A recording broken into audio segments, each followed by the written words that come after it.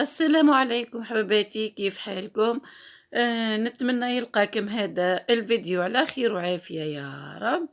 أهلا وسهلا باللي اشتركوا معايا في قناتي جدد. نرحب بهم، ونتمنى قناة عالم فضيلة تكون تنال إعجابكم. اليوم حبيت نشارك معاكم حبيباتي وصفة، يعني وصفة قديمة تاع الحلو، وصفة قديمة ومن زمان من التراث تاعنا. وصفة الكعكات، وصفة الكعك الجزائري، على طريقة عالم فضيلة، وعلى طيبته على الطريقة التقليدية، يعني ما زدت فيه والو ما نقصت فيه والو، درته بالطريقة التقليدية. حباباتي الوصفة راني صورتها لكم على عينيكم، نشرحها لكم. نجيبوا الكمية تاعنا تاع العظام. انا درت 2 حبات بيض. نعطيكم والامكانيات، انتي تحبي تكبري في الكمية حبيباتي كبروا، اعملوا مثل 4 عظمات، اعملوا قد ما ديروا ربعة، ضيفوا الكمية تاع المكونات. انا درت قيس يا حباباتي، درت هنا 2 بيضات كاملين، وجبت نصف كاس سكر. آه، حطيت ضربت العظام ومن بعد ضفت له السكر. زدت ضربت السكر حتى نداب حبيباتي على عينيكم، الطريقة كاملة ما قصيتش فيها ياسر الفيديو، ان شاء الله ما يكونش طويل عليكم. هنا زدت ضفت كاس صغير. هذا الكاس حبيباتي تاع المتعرض، كاس كامل، واللي ما عندوش هذا الكاس يعمل بكاس شوية تحت النص. مع 2 عظمات ما تديروش نص كاس، هبطوا على النص. تزيدوا تضيفوا الزيت تاعكم، وتزيدوا تضربوا كيف كيف الخليط كيما درتو كيما زمان بالفرشيطة. ما حليتوش لا روبو لا باتير، لا حليتو بالفرشيطة كيما زمان. وهنا راني ضفت له الوصفة، يعني هذه كيما تعملهاش قشور الليمون، يعني تربي قشور الليمون كشغل ما. هذه هي اللغز، الحلاوة والبنة في هذه، في القارص. وتعصر لها شوي تاع قارص، عصرة قارص. وتزيدوا تكملوا تضربوا الخليط تاعكم حتى يندمج الزيت مع البشور هذوك تاع الليمون، وزيت العصرة هذيك تاع القارص. وحباباتي يضيفوا له شوية ملح. ما تقدروا، ما اللي ما يحبش ما يضيفلوش، انا ما ضفتلوش الملح على طريقتي، ما ضفتلوش الملح. اللي تحب تضيف شوية تاع الملح تضيف. هنا راني قاعدة نخلط في الخليط. من بعد رحت جبت كي تماسك وتمازج مع كلش مع بعضه، رحت جبت الفرينة تاعي وبديت نضيف في الفرينة بالعقل. الفرينة هنا ننصحكم تضيفوا بالعقل، لخاطر القوام المطلوب ماهيش يعني العجينة ما تجيش يابسة، وما تجيش طرية، تجي ما طرية ما يابسة ما خفيفة، تجي لازم تجي فيها هذيك الطراوة، هذيك لازم تجي فيها الطراوة تاعها. الفرينة ننصحكم تضيفوه بالعقل. وهنا حباباتي راني ضفت الكمية تاع الخميرة، ضفت كيس كامل. والوصفة نعاود نذكر أني عملتها على طريقة زمان، الطريقة التقليدية تاعنا جدودنا علمونا هكا نطيبوها.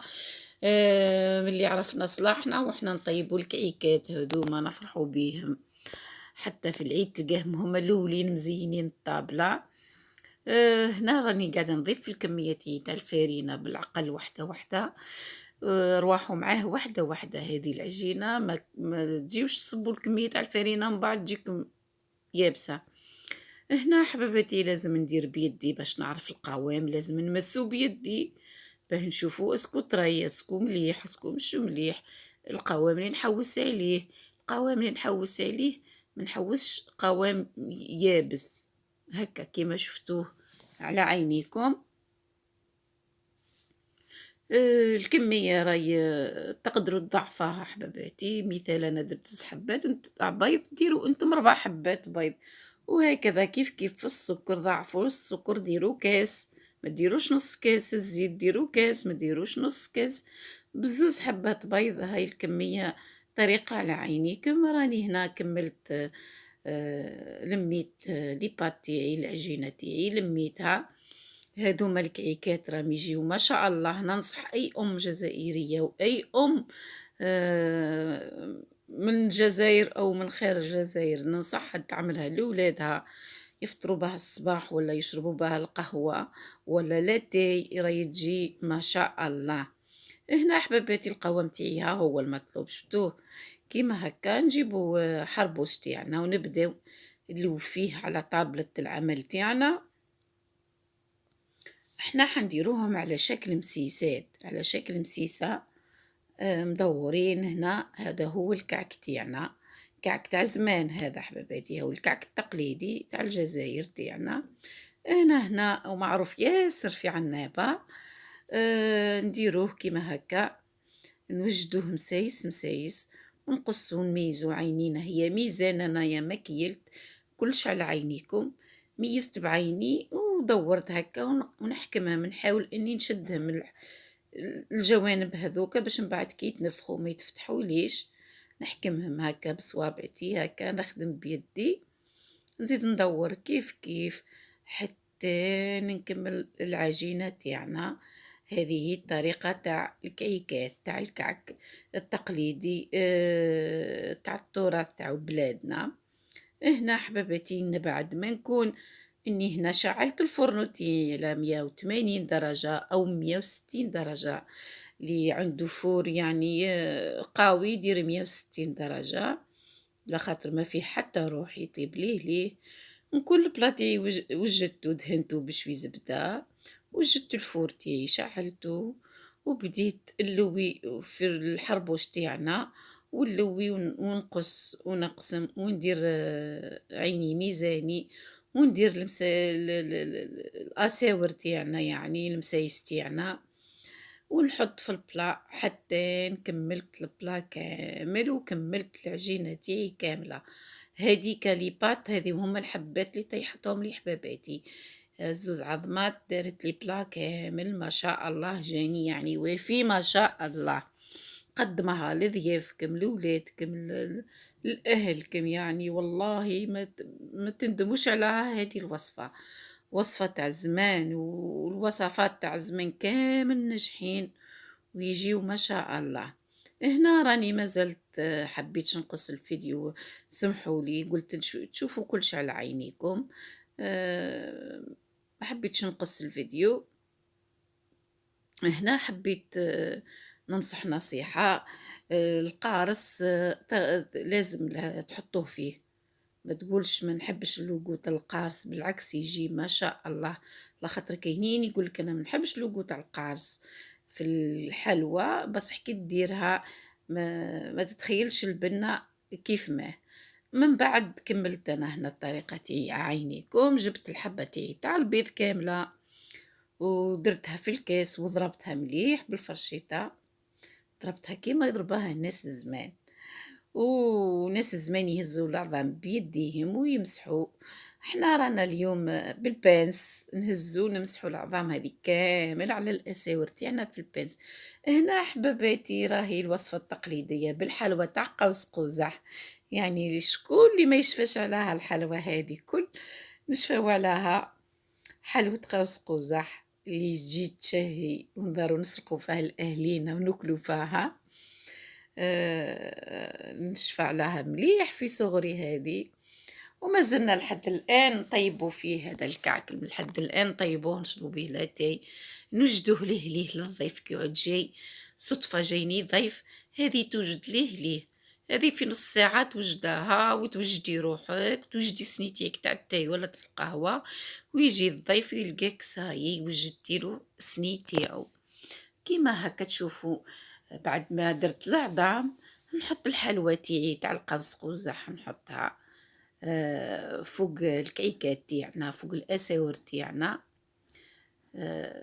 كيما هكا، كيما الطريقة اللي تشوفوني انا ندير بها. هذه وصفة ناجحة 100% حباباتي، ديراها على ضمان قناة عالم فضيلة، وجرباها وتركولي كلمات في الكومنتير اسكو عجبتكم ما عجبتكمش.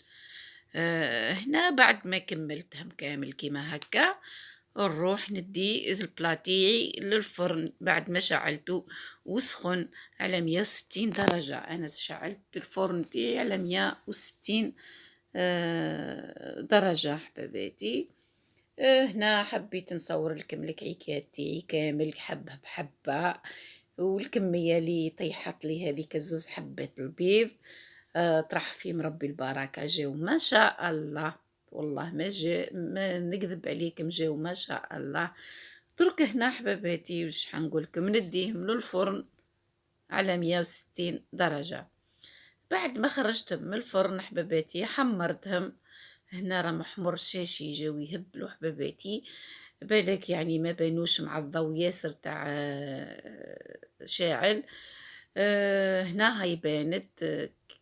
شوفوا كطابت، يعني باش نقولكم، هاي من الفوق وهاي من التحت. كما يقولها جات هشوش، جات باش نقولكم يا حبابي توكلوا بالصحة، والله توكلوا بالصحة. أنا من محبين هذه الحلوى، حلوة الكعك، حلوة الكعك نحب نموت عليها. ننصحكم انكم تطيبوها حباباتي. ها طابوه طيبوا شاشي، اللون تاعهم ما شاء الله. شوفوا من التحت كيف ما لازم توقفوا عليهم حباباتي، ما تخلوهمش يتحرقوا لكم من التحت، يكونوا يطيبوا ملاح من التحت ويطيبوا من الفوق كيف ملاح. انا وقفت عليهم طيبتهم يعني ما شاء الله، وكنت منقصه للفور درجه الحراره، ما عملتش 180، راني عملت 160 درجه حباباتي. ونتمنى تعجبكم هذه، يعني حلوة تقليدية من زمان زمان، عادة جدادنا هذه ما ننسوهاش احنا. وان شاء الله تعجبكم الوصفة تاع الحلوة تاع الكعيكات تاع الكعك بحلوة قوس قزح.